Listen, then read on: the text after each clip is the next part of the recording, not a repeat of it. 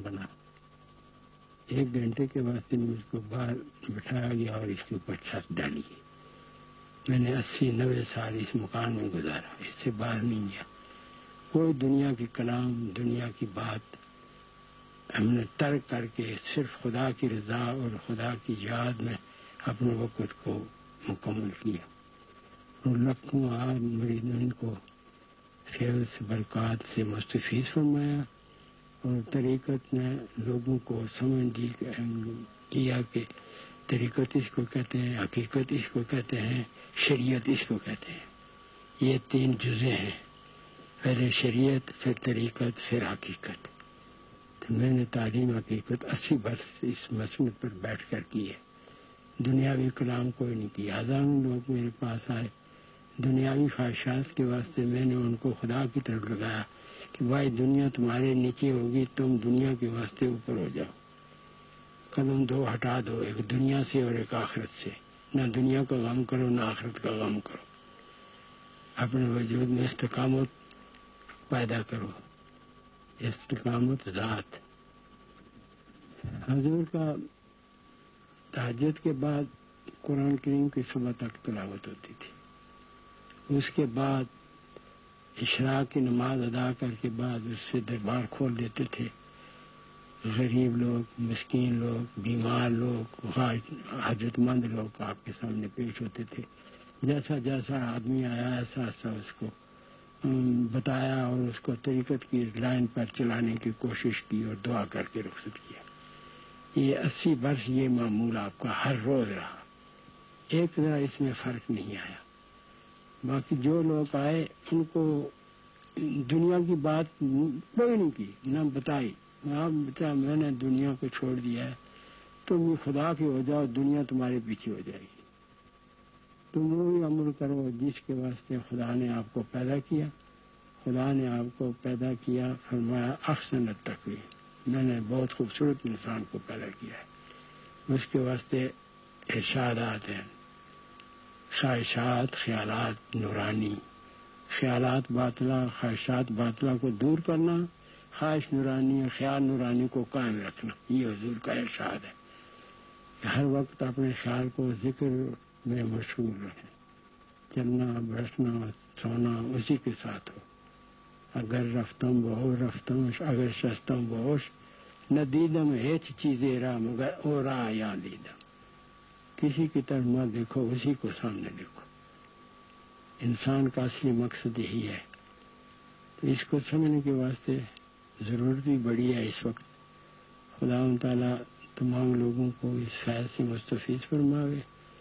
ظاہری باطنی کمی ہر کسی کی خدا بہتر فرمائے. آپ نے دشوار گزار پہاڑی مسافت کو قطع کرتے ہوئے حضرت خواجہ نظام الدین کیانوی رحمۃ اللہ تعالی علیہ کی خدمت میں حاضری دی. حضرت خواجہ کیانوی نے آپ کو دیکھتے ہی فرمایا جس مرد حق کی تلاش تھی وہ آ گیا. خواجہ کیانوی رحمۃ اللہ علیہ نے منازل سلوک طے کروانے کے بعد آپ کو اپنی دستار مبارکہ اور خرقہ خلافت عطا فرماتے ہوئے بیعت کی اجازت مرحمت فرمائی اور واپس روانہ کرتے ہوئے مری کے کسی ویران اور گمنام مقام پر چلہ کشی کا مشورہ دیا. مرشد کے حسب ہدایت آپ نے مری کے موجودہ کشمیری بازار سے نیچے کی طرف تقریباً 2 میل کے فاصلے پر واقع ایک دشوار گزار غار میں چلہ کشی اختیار کی. اس زمانے میں یہ ویرانہ جنگلی جانوروں اور شیروں کا مسکن تھا، مگر آج یہ مقام اللہ کے شیر حضرت خواجہ محمد قاسم صادق رحمت اللہ تعالی علیہ کے موڑھا شریف کے نام سے مشہور ہے. موڑھا شریف کے مختصر سے رقبے کو ملکہ کوہسار کے حسین و پرفضا مقامات ایوبیہ، کنیک تاک، کالی مٹی، باڑیاں، کلڈنا اور کشمیر پوائنٹ اپنے دامن میں سمیٹے ہوئے ہیں. کرشمہ دامن دل میں کشد کہ جو اینجاز. حضرت بابا جی صاحب موڑھوی رحمت اللہ تعالی علیہ نے اس مقام پر موجود رہتے ہوئے 80 سال تک اسلام کی تبلیغ کا فریضہ انجام دیا. غرباء و مساکین کی ہر ممکن مدد فرمائی اور ان کی دینوی اور اخروی فلاح و نجات کے لیے ہمیشہ بارگاہ رب العزت میں دست بدعا رہے. آپ کی روحانی تربیت سے لاتعداد مریدین نے معرفت حق میں رفتیں پائیں۔ آپ کا تخلیہ عبادت غروب آفتاب سے طلوع آفتاب تک ہوتا۔ اس دوران آپ ذکر و فکر میں مشغول رہتے اور 1000 نوافل باقاعدگی کے ساتھ ادا فرماتے۔ تہجد کے بعد صبح تک قرآن مجید کی تلاوت فرماتے۔ نماز اشراق کے بعد آپ مریدین سے ملاقات فرماتے اور انہیں اپنی روحانی فیوز و برکات سے مستفید فرماتے۔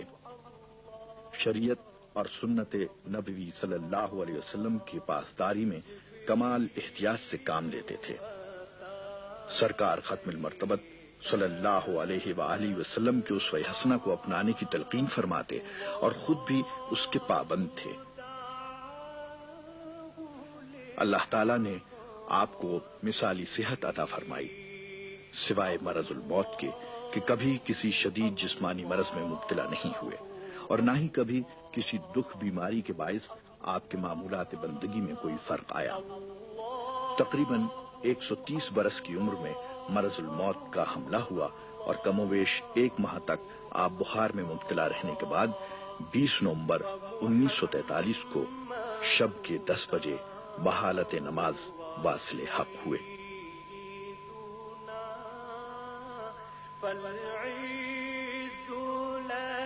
آپ کے یوم وصال کے حوالے سے ایک قابل ذکر بات یہ ہے کہ عرصہ 50 سال سے اسی تاریخ کو حضرت خواجہ صاحب ایک عظیم الشان عرس منعقد فرماتے چلے آ رہے تھے جو بالآخر آپ ہی کا عرس قرار پایا۔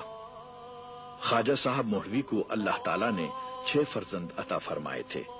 صاحبزادہ نذیر الدین صاحب، صاحبزادہ نصیر الدین صاحب، صاحبزادہ محمد زاہد خان، صاحبزادہ محراب خان، صاحبزادہ سلطان لہراسب خان اور صاحبزادہ دراب خان صاحب۔ ان میں سے 4 صاحبزادگان رحلت فرما چکے ہیں اور 2 حیات ہیں، جن میں ایک حضرت خواجہ محمد زاہد خان مرکزی دربار عالیہ کے سجادہ نشین اور صاحب ارشاد ہیں۔ حضور بابا جی صاحب نے اپنے وصال سے چند برس پہلے آپ کو خلافت سے سرفراز فرمایا۔ حضور نے خلافت اپنے زمانے میں 12 سال مجھ کو پہلے خلافت ملی۔ تمام لنگر کے دربار کے جتنے خدمات تھے، جو نظام تھا، سب میرے سپرد کیا گیا۔ میں پھر اسی ڈیوٹی میں قائم رہا۔ وصال کے دن سویرے میں آیا تو مجھ کو کہنے لگے کہ تم نے یہاں سے اب نہیں ہلنا ہے، ادھر ہی ٹھہرو۔ میں پھر ادھر کھڑا ہو گیا، یہ تخت اس جگہ میں کھڑا ہے۔ صبح سے لے کے رات کے 10 بجے تک میں ادھر کھڑا رہا۔ 10 بجے رات کو آپ کا وصال ہوا۔ پھر اس سے بعد اپنی زندگی کو آپ کے فرمان کے اوپر ہی رکھا۔ کوئی دنیاوی کسی چیز کی، کسی مال کی، کسی کام کی خواہش نہیں رہی دل میں۔ اسی کے خیال میں حضور کے فرمان کے مطابق آج دن تک بیٹھے ہوئے ہیں۔ سلسلہ اسی طرح چل رہا ہے۔ میں خدمتگاروں کی طرح لوگوں کی خدمت کرتا ہوں۔ آپ مرکزی دربار موڑا شریف کے سجادہ نشین کی حیثیت سے سال میں 2 مرتبہ عرس منعقد کرواتے ہیں۔ پہلا 16 تا 18 جون، دوسرا 17 تا 19 نومبر۔ عرس کے موقع پر علماء و مشائخ اپنے مواعظ اور تقاریر میں نبی اکرم صلی اللہ علیہ وآلہ وسلم کی سیرت مبارکہ کے مختلف پہلوؤں سے حاضرین کو روشناس کراتے ہیں۔ بزرگان دین کے روحانی فیوز و برکات اور حضرت سرکار مولوی کی تعلیمات کے بیان سے عقیدت مندوں کی روحانی پیاس بجھائی جاتی ہے۔ عرس کی ان تقریبات کا اختتام اجتماعی دعا سے ہوتا ہے، جس میں بارگاہ الہی سے برادر اسلامی ممالک اور مملکت خداداد اسلامیہ جمہوریہ پاکستان کے استحکام اور ملت اسلامیہ کی اصلاح و فلاح اور بقا کے لیے خصوصی التجا کی جاتی ہے۔ یہی ان بزرگان دین کا عہد وفا ہے۔ مولا